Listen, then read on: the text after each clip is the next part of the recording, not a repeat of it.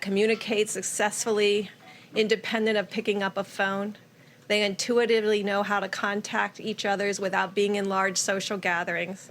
We're asking all of them to hold their gatherings to under 10 people, not just in bars and restaurants, but in homes. We really want people to be separated at this time, to be able to address this virus comprehensively that we cannot see, for which we don't have a vaccine or a therapeutic. The only thing we have right now is the amazing ingenuity and compassion of the American people. We're appealing to all Americans to take these steps, to protect each other and to ensure that the virus doesn't spread. These guidelines are very specific, they're very detailed. They will only work if every American takes this together to heart and responds as one nation and one people to stop the spread of this virus. Thank you.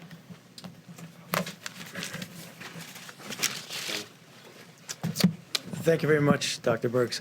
So just to connect with what I mentioned to you in previous discussions in this room, and Dr. Birx said it very well, that in order to be able to contain and curtail this epidemic to not reach its maximum capability, we have a two-pillar approach, one of which I believe has been very effective in preventing the substantial seeding, and namely the travel restrictions that we've discussed many times in this room. The other, equally, if not more important, is when you have infection in your own country, which we do, and I could read the numbers, but they're really essentially what we've seen yesterday, incremental increases both globally as well as in the United States with the curve doing that. So therefore, the kinds of things that we do are containment and mitigation.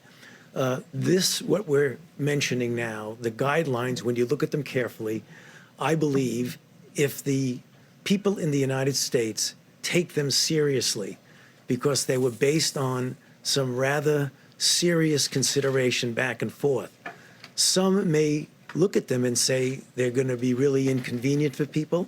Some will look and say, well, maybe we've gone a little bit too far. They were well thought out. And the thing that I want to reemphasize, and I'll say it over and over again, when you're dealing with an emerging infectious diseases outbreak, you are always behind where you think you are if you think that today reflects where you really are.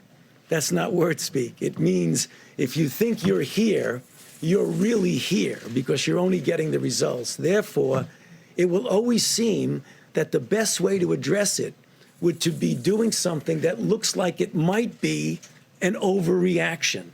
It isn't an overreaction. It's a reaction that we feel is commensurate, which is actually going on in reality.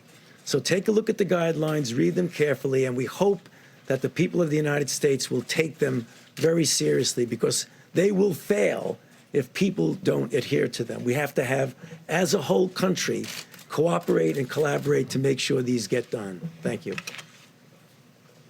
Okay, go ahead. Mr. President, a lot of people are concerned about how long all of this might last. Do you have any kind of estimate that if Americans really were to band together and do what the White House is suggesting, how quickly you could turn this corner? My favorite question, I ask it all the time. How many times, Anthony, I think I ask him that question every day, and I speak to Deborah, I speak to a lot of them. I get the opinion. So it seems to me that if we do a really good job, we'll not only hold the death down to a level that is much lower than the other way, had we not done a good job.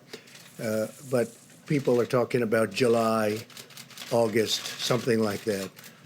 So it could be right in that period of time where I say it washes through. Other people don't like that term, but where it washes through. So is this the new normal until the height of the summer? We'll see what happens, but they think August, could be July, could be longer than that. But I've asked that question many, many times. Yes. That being said, Mr. President, Americans today and looking forward are living with so much anxiety and so much fear facing uncertainty right now. I'm curious, how are you talking to your own family about this? How are you talking to your youngest son? Do you empathize with this sense of anxiety? People are really scared. Yeah. No, I think they are very scared. I think they see that we're doing a very professional job. We've been working with the governors and frankly, the mayors, local government at every level. We have FEMA totally involved. FEMA's been, usually we see FEMA for the hurricanes and the tornadoes. Now we have FEMA involved in this. They've been doing a fantastic job locally, working with people that they know because they work, like as an example, in California, in the state of Washington. They work with them a lot on other things, and they're very familiar, so they're working on it. What you can do, and all you can do, is professional, totally competent. We have the best people in the world. We have really the greatest experts in the world. And someday soon, hopefully it'll end and we'll be back to where it was. But this came up, it came up so suddenly. Look, you were surprised. We were all surprised. We heard about it. We heard about reports from China that something was happening, and all of a sudden we did make a good decision.